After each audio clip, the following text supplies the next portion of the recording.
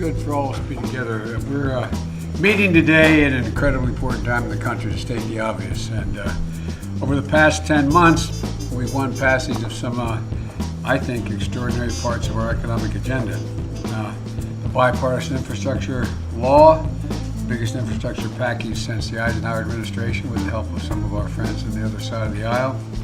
The CHIPS Act, the law to spur investments and microchips, which are exciting news. Congress has confirmed new details. A relief package has been approved and passed. This bill will provide millions of Americans with bonus relief checks. The Idaho legislature, during a special session this week, approved a bill that will create a flat 5.8% income tax for individuals and corporations. It will also provide $500 million in rebates, a minimum of $300 for each Idaho resident who filed tax returns in 2020 and 2021. The legislation will return people in Idaho their tax money amid a $2 billion record surplus. The Republican representative who co-sponsored the bill told reporters, "That's phenomenal, and we have a boatload of money that needs to be dealt with appropriately." The bill sets aside $410 million in sales tax revenue for education, although the legislature will have the option to appropriate the funds going forward. Republican Governor Brad Little proposed a tax cuts, rebate, and education boost and called Idaho lawmakers to Boise to consider legislation, which comes months after the November election. Before the November election, Little quickly signed the bill this week after the legislature adjourned. The governor said in a statement, "The successful extraordinary session demonstrates that the government's working for the people. Returning the people's money is the right thing to do, and the education investments support families, help us keep up with growth, and prepare a workforce to meet the changing needs of employers." Now, some Republicans fought the additional funds for schools and criticized the broad topics by the bill, which they argued was an unconstitutional overreach by the executive branch. And in its third income tax cut in 2 years, the current rate for top individuals in corporate income tax bracket is 6%. Now, the new 5.8% rate will apply to all Idaho taxpayers. The bill will exempt from taxation the first $2,500 of income for individuals and $5,000 for joint filers.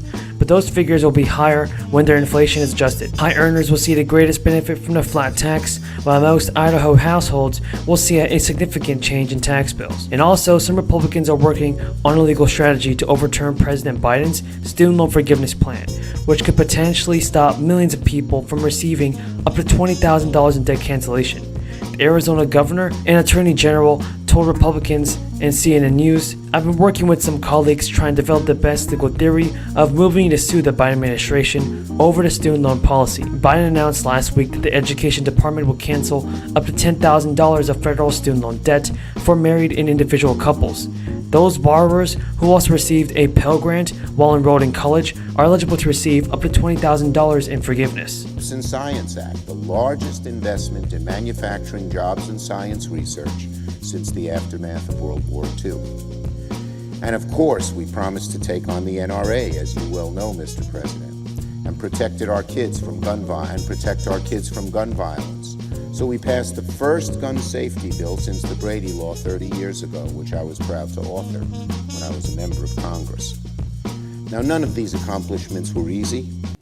They demanded immense patience and persistence above all. But for anyone who thought Washington was broken and couldn't do big things, this Democratic majority has shown that real change is possible. And the results speak for themselves. Jobs across the country remain up. Americans are going back to work.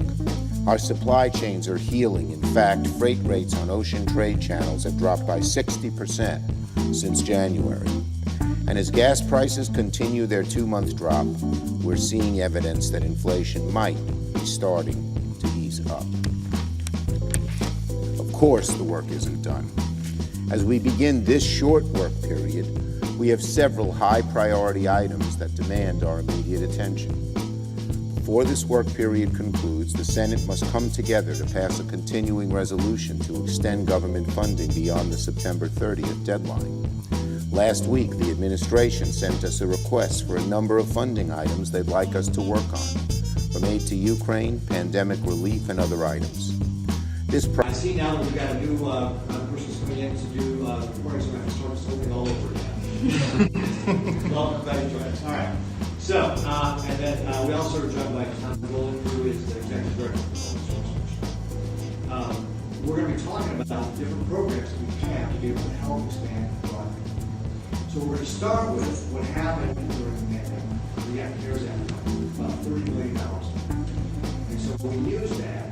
able to start connecting rural households. And our goal was at that time to connect about 17,600 households. So we put that program in place. Then in 2021, we passed the Rural Broadband Grid. And what this dedicated is $40 million over those 2 years to be able to help connect another 30,000 households. So we got a great leg up to start to connect those households. Now we have several federal programs that are going to help us continue with that connectivity. The first is what came through ARPA, American Rescue Plan Act. This is the capital projects. Overall, Nebraska got dedicated about $128.7 million, and recently the Treasury just approved $87.7 million for us to get in the investment program. So that's our first kind of major big program outside of the states. So we got this program through ARPA. Then the IIJA, we got 3 other programs that will also help us do this connectivity.